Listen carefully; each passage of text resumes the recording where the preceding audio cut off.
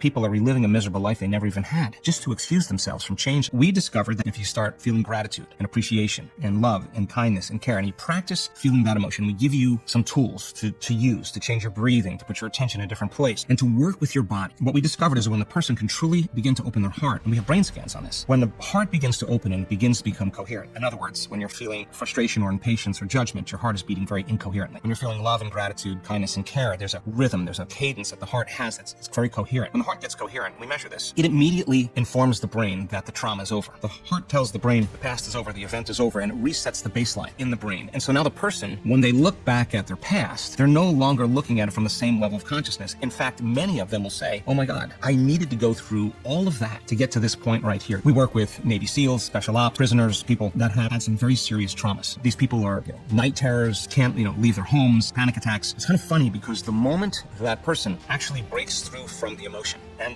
the words they typically describe as they say it was like my heart exploded. The moment that happens, they're bringing their body right out of the past, right into the present moment. And lo and behold, many times there goes the anxiety, there goes the depression, there goes the cyclic mood patterns. Somehow the body gets recalibrated back into order, back into homeostasis. The point I'm making is that the memory without the emotional charge is called wisdom. And now you're ready for the next adventure in your life. The soul can't go to the next adventure if it's holding on to the past. So we don't really ever address the story because the story is only firing and wiring the same circuits in the brain, reaffirming the identity to the past just to feel the same emotion. And the research shows that 50% of the story we tell in our past isn't even the truth. That means that people are reliving a miserable life they never even had, just to excuse themselves from changing. But what I am saying is you can't tell me that your past was so brutal that you can't change. Because we have seen people with some really, really horrible pasts that literally are completely different people that have completely different lives.